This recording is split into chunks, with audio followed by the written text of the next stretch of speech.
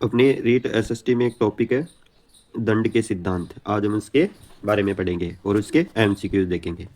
दंड के 3 सिद्धांत दिए गए। तो पहला आता है प्रतिरोधात्मक। इसमें क्या होता है? सामान्य अर्थ में रोकना या अपराध में रुकावट बनाना। फिर आता है प्रतिकारात्मक। इसमें होता है सामान्य अर्थ में बदला लेना या बदला लेने की भावना। उसके बाद आता है सुधारात्मक। सामान्य अर्थ में सुधार के प्रयास से भविष्य में अपराध को रोकना। दंड के प्रतिरोधात्मक सिद्धांत में व्यक्ति अपराधी का साधन रूप माना जाता है। इसके अंदर क्या होता है? जो पहले दंड करता है उसको साधन के रूप में काम में लिया जाता है। दंड का प्रतिरोधात्मक सिद्धांत वर्तमान लोकतांत्रिक मूल्यों के बिल्कुल विपरीत है। फिर उसके बाद में दंड का सुधारात्मक सिद्धांत आधुनिक लोकतांत्रिक मूल्यों के अनुकूल है। ये मानवतावादी सिद्धांतों के अनुकूल है। व्यक्ति को साधन मानकर साध्य के रूप में माना जाता है। फिर आता है दंड का सुधारात्मक सिद्धांत। इसमें मृत्युदंड किसी भी परिस्थिति में स्वीकार नहीं किया जाता। सुधारात्मक महात्मा गांधी के विचार दंड में सुधारात्मक सिद्धांत के अनुकूल है। दंड का सुधारात्मक सिद्धांत अपराध को मनोरोग की भांति मानता है। दंड का प्रतिकारात्मक सिद्धांत नीतिशास्त्र के अनुकूल है। इनका उद्देश्य नैतिक नियमों की प्रभुत्व प्राप्त करना है। पाश्चात्य विद्वान कांट ने प्रतिकारात्मक सिद्धांत के समर्थक है। कांट है वो प्रतिकारात्मक सिद्धांत के समर्थक है। पाश्चात्य विद्वान अरस्तु, हेगेल व दंड को ऋणात्मक या निषेधात्मक पुरस्कार कहते हैं। फिर उसके बाद में आता है दंड का प्रतिकारात्मक सिद्धांत। मृत्युदंड को औचित्यपूर्ण स्वीकार करते हैं। दंड के प्रतिकारात्मक सिद्धांत के 2 रूप है, कठोर और मृदु। अब इसके हम देखेंगे एमसीक्यूज।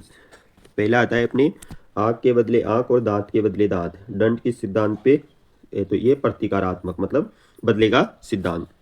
मृत्यु दंड किस सिद्धांत के संगत नहीं है। मृत्युदंड किस सिद्धांत में नहीं दिया जाता? अभी बताया था आपको, सुधारात्मक सिद्धांत में। कौन से सिद्धांत में? सुधारात्मक सिद्धांत में। दंड के 3 सिद्धांत है, प्रतिकारात्मक, सुधारात्मक और प्रतिरोधात्मक। दंड का निवारक सिद्धांत नैतिक नियमों के सिद्धांत से योग्य सिद्धांत नहीं माना जाता, क्योंकि यह अपराध रोकने के लिए अपराधी को एक साधन माना जाता है, इसलिए इसको योग्य सिद्धांत नहीं माना जाता। किस पाश्चात्य विद्वान ने दंड को ऋणात्मक या निषेधात्मक पुरस्कार माना है? अरस्तु ने। दंड के किस सिद्धांत के अनुसार मृत्युदंड नहीं दिया जाता? तो सुधारात्मक सिद्धांत के अनुसार मृत्युदंड नहीं दिया जाता। दंड का कौन सा सिद्धांत अपराधी को सामाजिक एवं मनोवैज्ञानिक समस्या के रूप में स्वीकार करता है? सुधारवादी। दंड का प्रतिरोधात्मक सिद्धांत है अन्य व्यक्तियों को अपराध करने से रोकना।